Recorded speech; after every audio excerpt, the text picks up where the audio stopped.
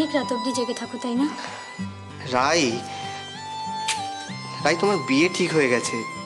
তুমি ভাবলে কি করে আমি নিশ্চিন্তে ঘুমোবো? ঠিক আছে বাবা, ঘাট হয়েছে, চলো ঘরে চলো। সারাটা জীবন কি আমাকে এইভাবে হুইল চেয়ারের ওপর বসে একটা একঘেয়ে জীবন কাটাতে হবে? একেবারেই না ম্যাডাম, কখনো না। ও ওয়েল, একটা কথা ভুলে যাচ্ছিলাম, চলো আমরা আজকে বাইরে কোথাও একটা বেরিয়ে আসি, একটা স্পেশাল জায়গা আছে, তোমাকে বেড়াতে নিয়ে যাবো, চলো। এই যে আপনি এখানে, উনি তো খুঁজছেন আপনাকে। পেলেন চাইনিজ রান্নার বইটা? না, পাইনি। তুমি দয়া করে গিয়ে ওকে বলে দাও চিড়েপাড়ায় গিয়ে শিখে আসতে।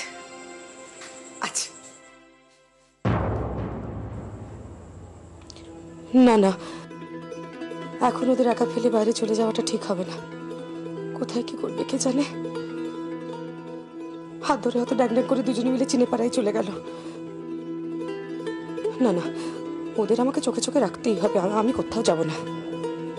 আচ্ছা রাজকুমার, এবার কিছু সেবা করতে আজ্ঞা হোক। আচ্ছা তুমি ব্যস্ত হচ্ছ কেন? আমার খালি পেটে থাকার অভ্যেস আছে। পকেটে টাকা না থাকলে সারাদিন আমি এক ভার চা খেয়ে কাটিয়ে দিই। দাঁড়াও, আমি তোমার জন্য কি খাবে? চাউমিন খাবে? হ্যাঁ ঠিক আছে। আমি এক চাউমিন বানিয়ে আনছি, তুমি বসো। এই তো হয়ে গেছে, একটু লক্ষ্য হয়ে বসে কিছুক্ষণ, এক্ষুনি হয়ে যাবে, কেমন? এই তো হয়ে গেছে। দেখো, আমি লক্ষ্মী হয়ে বসে ব্যান্ডেজ বেঁধে নিচ্ছি। তুমি আমাকে গল্প বলবে তো? গল্প বলবো তো, কিন্তু তোমাকেও কথা দিতে হবে যে তুমিও লক্ষ্মী হয়ে দুধ খেয়ে নেবে। খাবো না খাবো না একদম বলবে না। না, দুধ খেতে আমার ভালো লাগে না। খাবে না তো? ঠিক আছে, আমিও গল্প শোনাবো না। আচ্ছা আচ্ছা ঠিক আছে, খাবো। কি গল্প বলবে? Good boy. আজকে আজকে তোমাকে মানিক বন্দ্যোপাধ্যায় পদ্মা নদীর মাঝি পড়ে শোনাবো। পদ্মা? ওই ওই ওই ওই বইটা কি আমি আমি আমি আমি পড়েছি?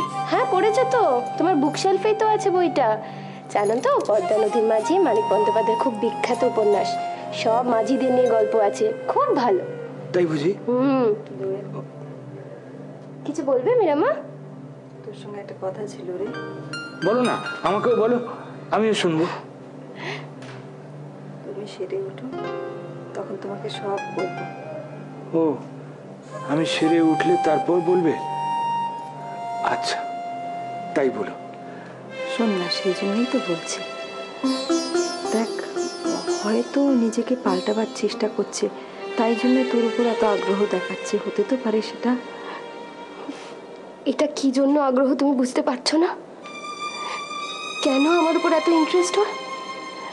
মীরামা, তুমিও ভুল করছো। কেন মীরামা? কি করব বাবা, মায়ের মন যে, বারবার মনে হয় ও হয়তো শুধরে যাবে, তোকে নিয়ে সুখে ঘর সংসার করবে।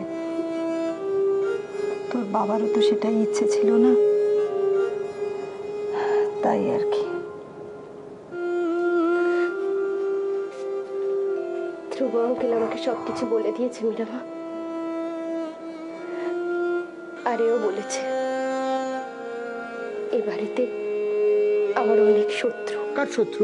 কেউ না বাবা, কেউ শত্রু নয়। তুমি চুপ করে বসো, বিশ্রাম নাও। আমি এক্ষুনি তোমার জন্য কিছু খাবার নিয়ে আসছি, কেমন? এক্ষুনি আসছি। আহা হা, খেতেও খুব ভালো হয়েছে সত্যি। তোমার হাতে রান্না তো খুব ভালো দেখছি। যা, বাড়িতে একটু চাউমিন রেঁধেছি, অত প্রশংসা করার কি আছে? একদিন তোমায় ইলিশ মাছের পাতুরি করে খাওয়াবো। কাকিমা বলে আমি খুব ভালো রাখতে পারি ওটা, কাকিমাই শিখিয়েছে। ঠিক আছে, তুমি একদিন আমাকে ইলিশ মাছের পাতুরি খাইও। তবে মামা একদিন আমাকে প্রচুর পাতুরি খাইয়েছিল জানো। বাবা, খেয়ে যা মুখ চুলকেছিল। ধ্যাৎ, কচুর আবার পাতুরি হয় নাকি? ওটা ছিল কচু সিদ্ধ। হয় না? না সত্যি, মামা সেদ্ধটাকে পাতুরি বলে চালিয়ে দিল।